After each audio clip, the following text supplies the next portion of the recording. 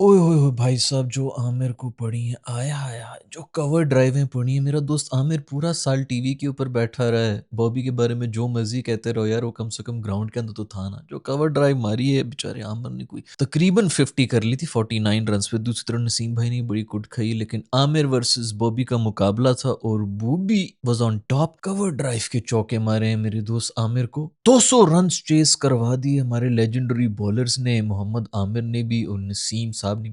नसीम भाई वैसे भी टीम में नहीं है, वो इसीलिए नहीं है, लोग भूल जाते हैं, वो समझ रहे हैं कि बहुत लेजेंडरी प्लेयर है। मैं हमें सबसे महंगे वो गए हैं। नसीम भाई बहुत ही एवरेज किस्म की बॉलिंग करा रहे हैं पिछले तकरीबन 3000 साल से, लेकिन सही है।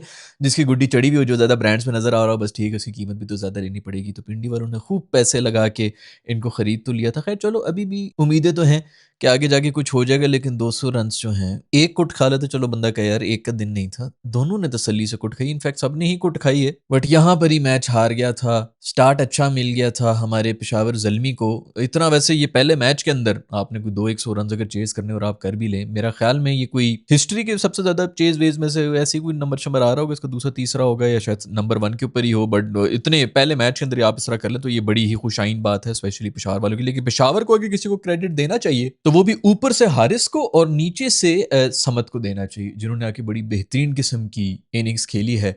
मोहम्मद हारिस के बारे में बात करनी पड़ेगी, उन्होंने जो शुरू में इनिंग्स खेली। अब देखो बॉबी ने भी अच्छा खेला है। बॉबी जब पावर प्ले, जब बॉल सर्कल दायरे के अंदर सब थे ना, तब तक ठीक खेल रहे थे, बहुत अच्छी जो है क्लासी किस्म की शॉट्स मार रहे थे, दुरुस्त से स्कोर भी कर रहे थे, क्रिकेटिंग शॉट्स खेल रहे थे, जो कि बहुत अच्छी बात है। टुल्लेबाजी करते हुए कोई कोशिश नहीं कर रहे थे, अजीब अजीब शॉटें नहीं खेल रहे थे। इसी तरह होना चाहिए, जो तुम्हारी गेम है वही खेलो। बट वो मासूम है तो फिर सिर्फ वही, जब तक सर्कल के अंदर लोग खड़े हुए होते हैं, जब तक वो अंदर थे, स्ट्राइक रेट उनकी तकरीबन 200 पे जा रही थी। जैसे ही सर्कल खुला, बॉबी का बल्ला बंद हो गया भाई, सब कुछ बंद हो गया। ये बहुत ही अलार्मिंग है। आज उनसे रमीज राजा ने पूछा कि भाईजान आप ओपन करेंगे? उसने कहा जी मैं तो ओपन ही करूंगा और मेरे से किस पोजीशन पे होती नहीं है। रिजवान से ही पूछा, उसने कहा मैं भी ओपन ही करूंगा। रिजवान ने जितनी फंसी हुई इनिंग्स खेली उसके बारे में ये बात कर लेंगे। बच्चे के ऊपर सारा प्रेशर डाला हुआ था, बच्चा जो है लेके चल रहा था। हमारे 4100 साल के एक्सपीरियंस वाले रिजवान जो हैं, उनकी कमर के ऊपर लटक के जा रहे थे। वैसे भी बच्चों के ऊपर इसी तरह होता है, बैग जो होते हैं, उन स्कूल के बैग जितने भरे हुए होते हैं, बेचारे इसी तरह जो है चल रहे होते हैं बैग को घसीटते हुए। उसी तरह जो भी नया बच्चा आता है हमारी टीमों के अंदर, सीनियर्स उनके कंधों के ऊपर भारी बस्ते की तरह लटके हुए होते हैं और वो उनको खींच खींच के पूरी टीम को भी लेके चल रहे होते हैं और सीनियर्स को भी लेके चल रहे होते हैं। हालांकि होना ये चाहिए कि सीनियर्स को कहना चाहिए कि तू आराम से अपना जो तूने करना है कर, मैं संभाल लूंगा सब कुछ। इधर रिजवान साहब खड़े हैं, वो यही कह रहे हैं मैं खड़ा हूं तू मार। वो आगे से यही कह रहा है भाई तू भी तो मार, ताकि मुझ पे थोड़ा प्रेशर कम हो जाए। सारा प्रेशर मुझ पे मारने का, तू बस सिंगले ले रहा है, ये वो। खैर रिजवान बेचारे ने भी जो है बीच में कोशिश की थी, पहले 2-3 ओवर्स में तो बेचारे से कुछ भी नहीं हुआ था। उसके बाद फिर 3 के 4 चौके, 3 चौके एक साथ मारे थे इन्होंने एक ही ओवर के अंदर, लेकिन फिर भी स्ट्राइक रेट कुछ ज्यादा नहीं बना सके। तो पता नहीं जहेज में मिले हैं ये पिंडी वालों को, क्योंकि मुल्तान की टीम बनी हुई थी पहले से ही, उसको खरीद के जो उसका नाम चेंज करना था तो उनको तो ये रखना पड़ रहा है। बट चलो जो भी हो भाई, जैसा भी स्टार्ट दिया हो, मेरे रिजी भाई ने 200 से ज्यादा रन बना ली थे। और कितने रन चाहते हो तुम लोग? अभी इसी के ऊपर सारी डिबेट हो जाएगी कि देख लो बाबर ने भी 120 की स्ट्राइक रेट पे किया हो या रिजी ने भी की हो, टीम ने तो 200 से ज्यादा बना ली ना, तो बस यही काफी होता है। यही यहीं पे जो डिबेट सारी मर जाती है कि नीचे आपके पास अब्दुल समद जैसे कोई आते रहे जो कि आके केमियो करते रहे। खैर गोरों ने भी की है, अच्छी कॉन्ट्रीब्यूशन थी ओवरऑल। कम से कम दोनों टीमों ने जो है वो अच्छी क्रिकेट दिखाई है और मैं इस बात पे खुश हुए कम से कम को पाकिस्तानी नजर आए हैं ज़रा बैटिंग करते हुए भी, ये बहुत ज़्यादा ज़रूरी था। दुख बस इस बात का है कि नसीम और आमिर जो हैं वो बड़ी कुट, वैसे कुट तो पेशावर जल्मी के बॉलर से भी रज के खाई थी। वो नया लड़का जो है वो क्या नाम है उसका, तो नाम ही भूल गया हूँ, अली नाम है, जो भी मतलब जो इससे बड़ा हमें उम्मीदें थी कि बड़ा होगा, उन्होंने भी रग रग के कुट्टे खाई हैं। और यही है कि कोई प्लान भी नहीं होता हमारे बेचारे, मगर वो बच्चा ही है, उससे क्या कितनी आप एक्सपेक्टेशंस रख लेंगे। हमारे तो सीनियर्स जो हैं उनके पास कोई प्लान भी नहीं होता, जब उनको 2-4 चौके पड़ दें तो वो बिल्कुल ही हाथ पाँव उनके फूल जाते हैं। खैर भाई बॉबी की कवर ड्राइवें देख ली, मजा आ गया। बॉबी साहब, बॉबी डर भी गया था, पीछे बेचारा अपने तस्मे जो है वो बांध रहा था, पीछे से ड्रोन वाले जो है आके कहते हैं बॉबी, उनमें से आवाज भी निकल रही होती ड्रोनों के, बॉबी बेचारा मासूम डर गया। पूकी तो है ना फिर मेरा दोस्त, लेकिन चलो अच्छा है, एंजॉय कर रहा है। कोई थोड़ा जो है वो कम से कम अपनी जो उसकी क्रिकेट है वो खेल रहा था, कोई अजीब किस्म की कुछ छिछोरी शॉटें मारते हुए कोशिश नहीं करता। एक उसने मारी थी वैसे मेरा ख्याल में, उसमें भी उसको मिल गया था चौका, छक्का छक्का मिल गया था शायद। खैर भाई पिंडी के लिए कोई फाइंड रही है, क्या जबरदस्त परफॉर्मेंस दी है यासर ने दी है। एक तो यंगस्टर, मतलब यंगस्टर तो नहीं, उस बेचारे के पास ही बड़ा एक्सपीरियंस हो गया है, ये फर्स्ट क्लास वगैरह खेल खेल के बिल्कुल उसको नोटिस नहीं किया जा रहा, लेकिन क्या बेहतरीन इनिंग्स खेल के गया यार। और रिजवान के होते हुए जो है सारा का सारा ये कंट्रोल कर रहा था पूरी इनिंग्स को, स्कोर भी अच्छा किए, अच्छी स्ट्राइक भी बड़ी अच्छी थी और बहुत ही अच्छी इनिंग्स खेल के गया है। ये बड़ी खुशाइन बात है क्योंकि पाकिस्तानी ने आके स्कोर किया है। वो पाकिस्तानी नए लड़के मिल जाएं भाई, हम इस पीएसएल से और तो कुछ मांग नहीं रहे हैं। लेकिन अब्दुल समद ने जो इनिंग्स खेली है पेशावर ज़ल्मी के लिए एंड में आके, उन्होंने मतलब 200 का चेज जो है बिल्कुल ही सिंगल साइड हैंडेडली वो लेके चला गया, बिल्कुल ही वन साइडेड मैच हो गया था। 5-6 बॉलें पीछे रहती थी जब उन्होंने वो चेज भी कर लिया।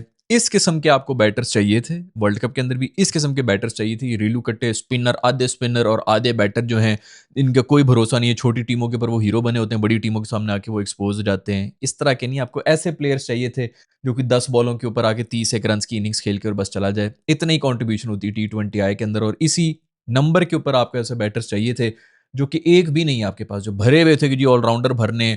35 ओवरों के हमारे पास बॉलिंग ऑप्शंस थे, लेकिन काम के वो फिर भी नहीं थे, और बैटिंग भी वो रेलू कट्टे ही कर रहे थे। तो ये अब्दुल समद जैसे जो लोग हैं ना, इस तरह के आपको एक दो बंदे चाहिए थे। उसी से मुझे याद आया, सबसे बड़ा जुल्म ये हुआ है कि पेशावर ज़ल्मी के मैच के अंदर इफ्तिखार मासूम को खिलाया ही नहीं। प्लेइंग 11 में उसकी जगह नहीं बन रही थी। सोचो जरा मासूम पे क्या गुजरी होगी।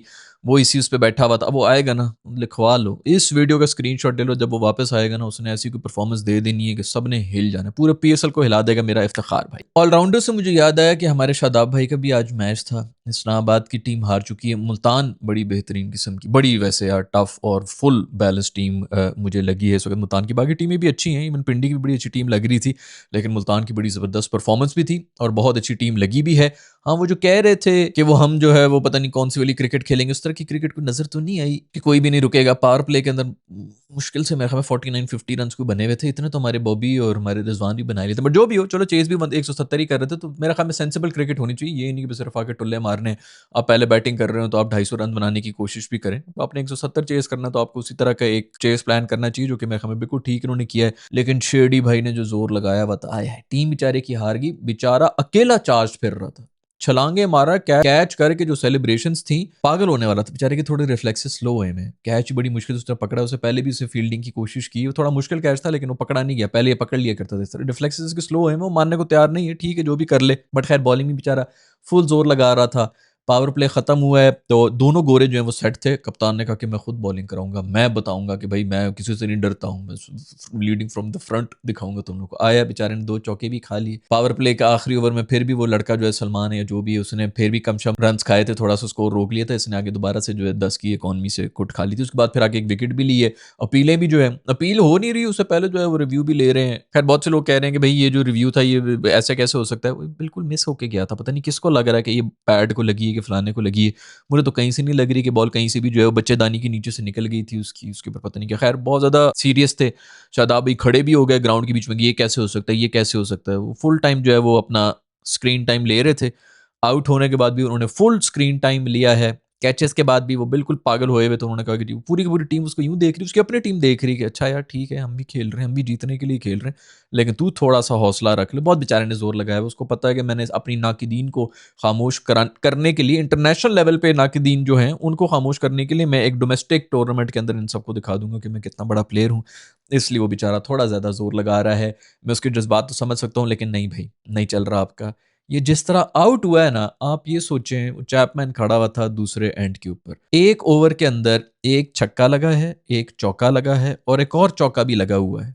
ये लगा हुआ है एक नए बॉलर के ऊपर। एक ओवर में ही सिंगल लिया जाता है, ये आता है स्ट्राइक पे और ये बोल्ड हो जाता है। अब करने को देखो, बैटिंग में हर कोई फेल हो जाता है। बंदा कहता है कि चलो ये भी फेल हो गया, वो भी हो गया, लेकिन आप किस मौके पर, किस सिचुएशन में फेल हो रहे हैं। मैच अवेयरनेस क्या है, मोमेंटम पूरी तरह से आपके पास है। अगला बॉलर पूरी तरह से प्रेशराइज हुआ है क्योंकि उसके ऊपर छक्का चौका चौका लगा हुआ है। अभी 3 बॉलें पड़ी हुई हैं और 14-15 रन वो खा के बैठा हुआ है। बॉलर ऊपर से नया बच्चा भी है, फुल प्रेशर उस पे है और आप बोल्ड होके जा रहे हैं। अब इस मौके के ऊपर जब कैपिटलाइज करना था, आप अगर चलो सिंगल मिंगल भी ले लेते, ये वो आपने कर लिया था। उस बच्चे का कॉन्फिडेंस तो वैसे ही बहुत डाउन था। ये वो मैच सिचुएशन होती है जिसके अंदर आके आपने पूरे का पूरा मोमेंटम उसको वापस भी दे दिया, अपनी विकेट भी चली गई। अब हर एक प्लेयर फेल होता है, हर एक प्लेयर जो है किसी दिन कामयाब भी हो रहा था, लेकिन ये किस मौके के ऊपर आके फेल होते हैं, किस मौके पर ये कामयाब हो रहे होते हैं, ये सब चीजें बहुत मैटर करती हैं। तो आज भी ये जो बोल्ड हुआ है, बहुत ही, एक तो बुरा आउट हुआ है और दूसरा बहुत ही गंदे मौके के ऊपर हुआ है।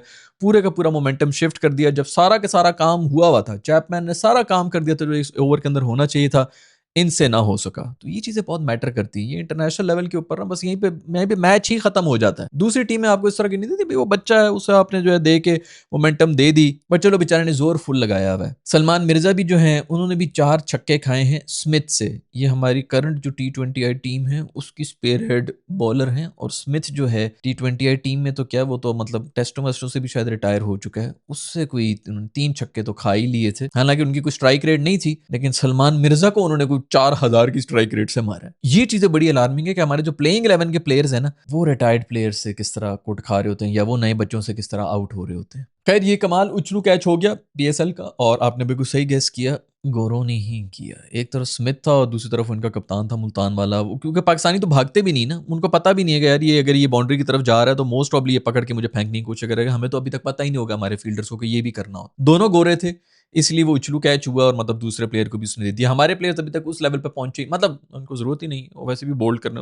विकेट सिर्फ बोल्ड एलबीडब्ल्यू होती है, ये बाकी सब कैचेस वैचेस जो हैं बकवास बच्चों की खेल है। खैर भी बड़ी मेहरबानी है ब्रॉडकास्टर जो है, मेरे ख्याल में वो सीटों के ऊपर कोई ब्रांडिंग स्टैंडिंग हो रही थी, उधर बैनर वैनर लगा रहे थे। शुक्र है कि खाली सीटें छुपाने की कोशिश कर रहे हैं, जो पहले दिन से हम चीख रहे हैं कि भाई खाली सीटों की बकवास बंद करो। हम ही बोलते रहेंगे भाई, इधर से हम कंसल्ट कर करके इनको मशवरे देते रहेंगे मुफ्त के अंदर, वही सुन लिया करो, कर लो भाई, किसी तरह कर लो, लीग को बेहतर कर लो, हमें कुछ नहीं चाहिए, कोई पैसा नहीं चाहिए, कोई रिकग्निशन नहीं चाहिए। बट एक और मैं आपको फीडबैक भी दे दूं, पीटीवी स्पोर्ट्स जो कि पाकिस्तान का नेशनल टेलीविजन है, जिसके ऊपर ये पीएसएल चल रहा है और उर्दू कमेंट्री में भी चल रहा होता है और पूरी पाकिस्तान में देखा जाता है, इधर केबल वगैरह नहीं भी गई हुई, उधर भी पीटीवी चल रहा होता है। वहां पर पीएसएल के मैचेस के बाद बजाय इसके कि कोई प्रोग्राम लगे, कोई एनालिसिस हो, कोई गपशप हो, आपके मुल्क का टूर्नामेंट हो रहा है, सबसे बड़ी लीग हो रही है पूरी दुनिया के अंदर, पूरा पूरा दिन जो है वो पता नहीं कितने महीनों से लगे हुए होंगे, इसी के बारे में बातें कर रहे होंगे। हमने फार्मूला ई रेसिंग लगाई हुई थी। बंदा क्या, इधर कौन से फार्मूला रेसिंग के हमारे यहाँ पे फैन बैठे हुए हैं जो पीटीवी स्पोर्ट्स लगा के देख रहे होते हैं कि भाईजान सब बंद करें, पीटीवी स्पोर्ट्स लगाए, मैंने फार्मूला ई की रेसिंग देखनी है, ये आपका नेशनल टेलीविजन है। उनके लिए भी एक मशवरा दे देता हूँ भाई कि 2-4 बच्चे, यार आप अपने स्टूडेंट्स वगैरह, उन सब बच्चों को जिनको आप चांस नहीं दे रहे होते पावे की वजह से, जो आपके अपने जितने भी लोग आए हुए होते हैं टीवी के बैठे हुए होते हैं, इन मासूमों को चांस नहीं मिल रहा होता, उन्हीं को बिठा दो यार। छोटे छोटे बच्चे ही को बैठ जाएं जो कि क्रिकेट के ऊपर बात कर लें, वैसे ही पता लग जाता है कि एक माहौल मचा हुआ है। ये भी एक छोटा सा मशवरा। ऑफ कोर्स आप लोग तो बहुत ज्यादा काबिल हैं, आपको मशवरों की तो जरूरत ही नहीं है, बट पीएसएल है, अगर इसको आप वाकई कामयाब करना चाह रहे हैं तो कम से कम आपका जो नेशनल ब्रॉडकास्टर है जो कि सिर्फ स्पोर्ट्स ही दिखा रहा है, उसमें नजर आना चाहिए कि वाकई कोई बहुत बड़ा टूर्नामेंट हो रहा है पाकिस्तान का। ये आपके लिए ही फायदा है, पीटीवी की रेटिंग ही बढ़ेगी, आपका क्रिकेट ही बढ़ेगा, क्रिकेट बढ़ेगा तो आपका ही फायदा होगा, ब्रांड्स और स्पॉन्सर्स आपके पास ही आएंगे। और अगर नहीं आ रहे ना, अगर वो स्पॉन्सर नहीं आ रहे, तो छोटे छोटे बच्चों को चांस दे दो जो वैसे ही मर रहे होते हैं कि किसी तरह हम टीवी के ऊपर आ जाएं। वैसे तो उनको कोई चांस मिलता नहीं है। कोई सेलिब्रिटी ना बिठाएं, कोई क्रिकेटर ना बिठाएं, आपस में सिर्फ बातें कर रहे हो, डिस्कस कर रहे हो, प्री मैच और पोस्ट मैच के लिए कोई एक शो बना दें। ये एक छोटी सी अर्ज है, एक और कंसल्टेशन है, प्लीज इसको कंसिडर कर लें। आपका मुल्क है, आप नेशनल ब्रॉडकास्टर्स हैं, ये आपका काम है जो हमें बताना पड़ रहा है आपको। खैर दोस्तों, आज के एपिसोड में इतना ही। दो बड़े मजेदार किस्म के मैचेस हो गए हैं। अच्छा चीज हुआ है। पहला तो बड़ा ही मजे का था, ये बाबर वर्सेस आमिर वाला। आप किसकी तरफ थे? अपना ओपिनियन जरूर बताइएगा। मैं मिलूंगा आप लोग से नेक्स्ट वीडियो के अंदर। अपना ख्याल रखिएगा। अल्लाह हाफिज़।